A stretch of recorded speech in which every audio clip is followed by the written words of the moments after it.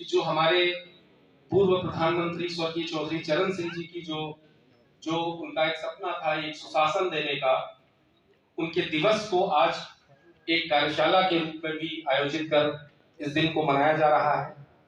चूंकि आज उनका जन्म दिवस है, तो इस अवसर पर हमें यह भी जानना जरूरी है कि उन्होंने क्या संघर्ष किया, क्योंकि वो किसानों के नेता थे, किसानों के लिए उन्होंने संघर्ष किया। तो मैं अपने मुख्य अतिथि महोदय की अनुमति से मैं उनके जीवन पर प्रकाश डालने की अनुमति चाहूंगा। जो चौधरी चरण सिंह जी का जो जन्म 23 दिसंबर 1902 को ग्राम नूरपुर में, जो कि जिला हापुड़ में है, वहां पे हुआ था। उनके पिता का नाम मीर सिंह था, जो कि एक जाट परिवार से ताल्लुक रखते थे।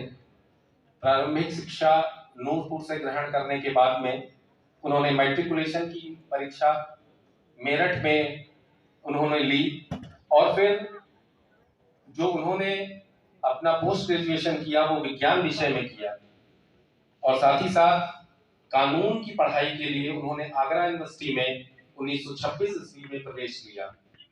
कानून की पढ़ाई करने के बाद में 1928 में उन्होंने वकालत की प्रैक्टिस गाजियाबाद में शुरू की। क्योंकि उस समय देश में स्वाधीनता संघर्ष चल रहा था और हर एक इंसान उसमें शरीक था, शरीक होना चाहता था। एक नवयुवक के रूप में उन्होंने भी उस समय जो है गाजियाबाद में रहते हुए जो कांग्रेस कमेटी का उन्होंने गठन किया, और इस आंदोलन में वो पहली बार, जब देश सविनय अवज्ञा आंदोलन में था, तो वो 6 महीने के लिए जेल गए। इसके बाद में जब 1935 में जो अंतरिम सरकार बनी, तो उसमें ये बागपत के छपरौली से ये इलेक्टेड वहां से विधानसभा के लिए चुने गए, और पराधीन भारत में उस सरकार में इन्होंने उस समय जो अभी बात हो रही थी, कृषि उत्पादों के बाजार की बात हो रही थी, 1937 में ये उनका ही विजन था कि उन्होंने कृषि उत्पाद बाजार बिल 1938 में वो लेकर आए थे। उसके बाद में फिर वो जेल गए, जेल से ही उन्होंने अपनी शिष्टाचार की पुस्तक प्रकाशित की, और जब देश आजाद हुआ तो उत्तर प्रदेश की सरकार में उन्हें कैबिनेट मंत्री के रूप में न्याय और सूचना मंत्री के रूप में कार्य करने का अवसर मिला। उसके साथ ही साथ ठीक 1 साल के बाद में उन्हें और महत्वपूर्ण विभाग राजस्व और कृषि का भी मंत्री, कैबिनेट मंत्री के रूप में उन्होंने कार्य किया। और जो उस समय एक बहुत बड़ी समस्या थी, जमींदारी प्रथा का जो उन्मूलन का जो बिल था, वो उन्हीं के नेतृत्व में वो सदन में लेके आए थे। और उसके बाद में उस बिल को लाने के बाद में उस समय जो आज के लेखपाल के पद हुआ करते थे, वो पटवारी के पद थे। उस समय 27,000 पटवारियों ने एक सामूहिक रूप से इस्तीफा दे दिया। एक बहुत बड़ा एक ऐसा संकट उत्पन्न हो गया कि अब किस तरीके से काम किया।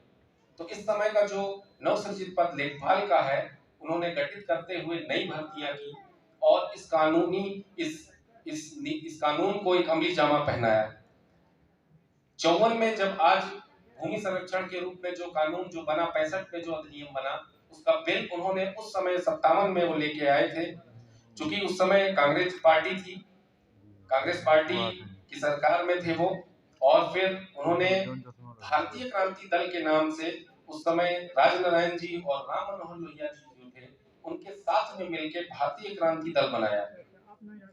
उसके बाद में उन्होंने उत्तर प्रदेश के मुख्यमंत्री का भी पद सुशोभित किया, और दूसरी बार, पहली बार वो 3 अप्रैल 1967 से लेकर 2 फरवरी 1968 तक बने, और फिर त्यागपत्र देने के बाद में दोबारा फिर 1970 से 18 फरवरी 1970 से 10 अक्टूबर 1970 तक दोबारा वो मुख्यमंत्री का पद उन्होंने सुशोभित किया।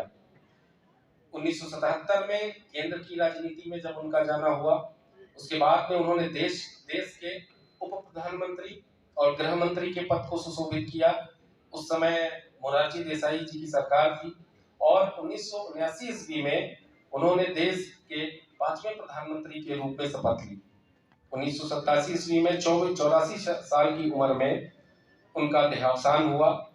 बहुत सारी चीजें उन्होंने किसानों के लिए जो संघर्ष किया, जो चीजें की, आज दिन है उन चीजों को याद करने का, उनके किए गए संघर्ष को याद करने